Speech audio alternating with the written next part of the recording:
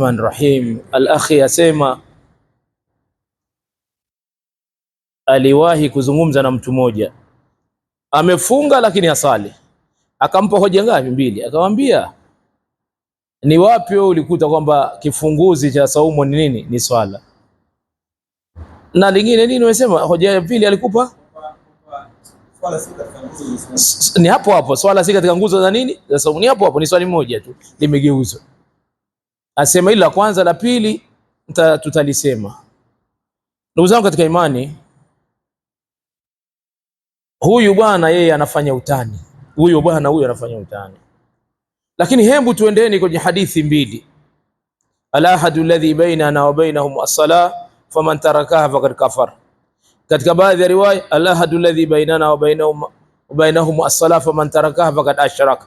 Limekuja neno shirki na limekuja neno kufru. Sio kama leo. Yani tofauti yetu na wasiokuwa sisi ni swala. Atakayeacha, imekuja riwaya mbili. Riwaya ya kwanza atakuwa amekufuru. Riwaya ya pili atakuwa amefanyaje? Atakuwa ni mshirikina. Sasa tunataka kujiuliza mambo mawili. Hapa wanazuoni wameendaje? Wanazuoni wana kauli mbili. Wako wengine wamezichukulia hizi hadithi zilivyo kwamba huyu ni kafiri anayeacha swala. Moja kwa moja.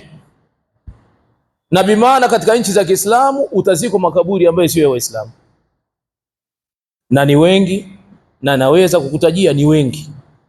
Na ni wanazuoni wa kutegemewa. Wakaja wengine ndio wakateremsha kidogo, wakalegeza kamba kidogo.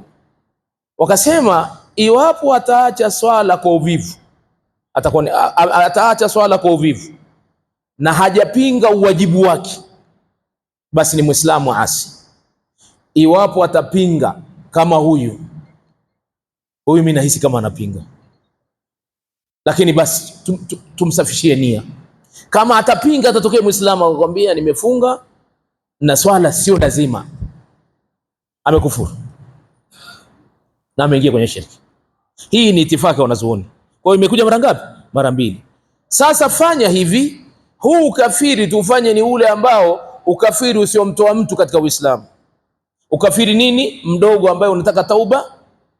Tufanye ni ukafiri ule mdogo. Atakuwa ni kafiri ule mdogo, sio haumtoi moja kwa moja. Tunakuuliza, ikiwa wewe uko radhi ufe ukiwa kafiri, hata kama hujakutoa mbele ya nini? Mbele ya Uislamu. Kwa hiyo ndugu yangu, hii nguzo isiposimama, hizi zingine zote hazifanyi kazi. Naomba kwanza ifahamike. Kwa sababu gani? Hadithi ya Mtume inasema, awwalu ma yuhasabu bihi al-abdu yawm al-qiyamah as-salah. Jambo la kwanza atakalohesabiwa mje siku ya kiyama ni sala. Fa in ujidat tama, ikikutwa imetimia, qubilat wasairu amali, itakubaliwa na matendo yote ya yale uliyoyatenda. Ikikutwa haijakubaliwa, haijatimia swala, utarudishiwa na amali zote umerudishiwa. Au unasemaje? Wewe hija yako haitakusaidia, umra yako haitakusaidia, saumu hazitakusaidia kama hakuna swala. Alafu wewe hebu fikiria, hebu irudisha kidogo, turudi nyuma. Hivi ndani ya Ramadhani ndugu zangu, hata kuna baadhi ya watu wengine tunawaona, wanaume tunawaona, baadhi ya wanasichana tunawaona, unajua kabisa huyu sio Muislamu. Unakuta amefanyaje? Amevaa nini? Shungi. Na anaheshimu Ramadhani. Ameacha yote. Wewe huyu ameshindwa hata kuheshimu tu aswali Ramadhani. Hivi ni mtu wa namna gani? Hebu niambie. Simenelewa lakini ninachosema. Hajafunga sunna huyu amefunga lazima. Lakini fikiria, watu wote wamerudi msikitini na wao wanauhitaji kwenye maredio kwa wanaita mwezi wa toba. Sawa sawa Na mtu akirejea katika hao wanaoita mwezi wa toba, wakirejea anasema yule ameamua kufanyaje? Kumrejea Mola wake. Angalia, yuko kwenye maasiya, fulani anapotoka kule akawaacha hicho kibia, yule amerejea kwa Mola. Kumbe wanajua wanamwasi Allah. Uko na mimi, tumekwenda vizuri. Yani wale wote hao watu wanaofanya mambo ndivyo sivyo, ambaye hawasimami kwenye mstari, wanapokuja huku wale waliobakia au marafiki zao wanasemaje?